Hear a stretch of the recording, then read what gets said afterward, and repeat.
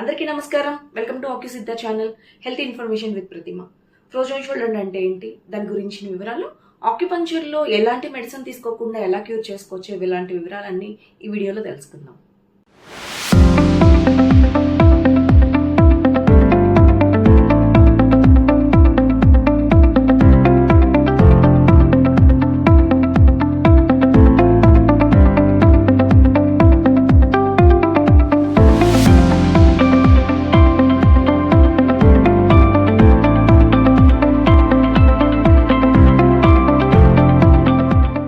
భుజం మీద కీల్ చుట్టూ ఉండే లిగ్మెంట్స్, క్యాప్సులైటిస్తో పాటు bicep tendons, trapezius muscles, deltoid muscles infected గురవుతాయి.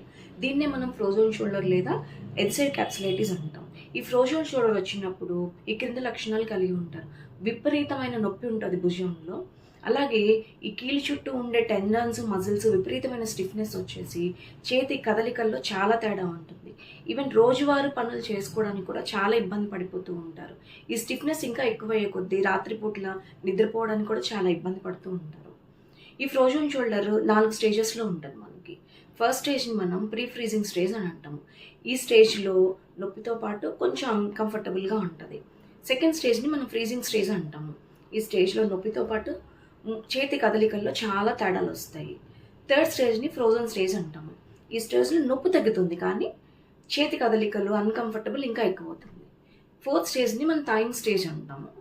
ఈ స్టేజ్లో నొప్పి తగ్గుతూ ఉంటుంది, అలాగే చేతి కదలిక కూడా నెమ్మదిగా మెరుగుపడుతూ ఉంటాయి. కానీ ఈ స్టేజ్కి రావడానికి 6 నెలల నుంచి 24 నెలల వరకు టైం తీసుకుంటుంది. కాబట్టి మనం ఫస్ట్ సెకండ్ స్టేజ్లో ఉన్నప్పుడే జాగ్రత్త పడిపోతే ప్రాబ్లం అంత సీనియర్గా వెళ్ళదు. ఈ ఫ్రోజన్ షోల్డర్ రావడానికి ఎలాంటి కారణాలు ఉంటాయంటే, ఏదైనా భుజం సర్జరీ జరిగినప్పుడు కానీ, ఇంజ్యూరీ జరిగినప్పుడు కానీ దాన్ని సరైన జాగ్రత్తలు తీసుకోలేకపోవడము, ఈ డయాబెటీస్ పేషెంట్లోను, థైరాయిడ్స్ పేషెంట్స్లోను, ఈవెన్ హార్మోనల్ ఇంబ్యాలెన్స్ ఉన్న వాళ్ళలోను, విటమిన్ కే డెఫిషియన్సీ ఉన్న వాళ్ళల్లో కూడా ఎక్కువగా ఈ ఫ్రోజన్ షోల్డర్ కనిపిస్తుంది. కామన్గా ఇది 40 years దాటిన వాళ్ళకే వస్తుంది. ఇది మగవాళ్ళ కంటే లేడీస్లో ఎక్కువ వచ్చే ఛాన్స్ ఉంది. ఎందుకంటే 40 దాటిన దగ్గర నుంచి లేడీస్ మెనోపాజ్ స్టేజ్కి దగ్గర అవుతూ ఉంటారు. ఆ టైంలో హార్మోన్ ఇంబ్యాలెన్స్ జరిగి లేడీస్లో ఎక్కువగా ఈ ఫ్రోజన్ షోల్డర్ కనిపిస్తూ ఉంటుంది. ఈ ఫ్రోజన్ షోల్డర్ని మన ఆక్యుపంక్చర్ ద్వారా ఎలా తగ్గించుకోవచ్చో చూద్దాము.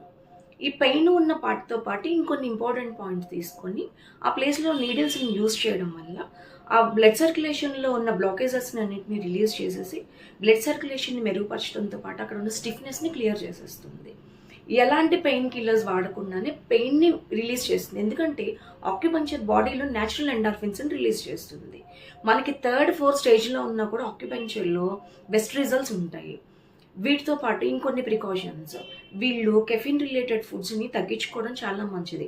అలాగే ప్రాసెస్ ఫుడ్స్ని, హై ఫ్యాట్ ఉన్న డైటరీ ఫుడ్స్ని కూడా వీళ్ళు అవాయిడ్ చేయాల్సి ఉంటుంది.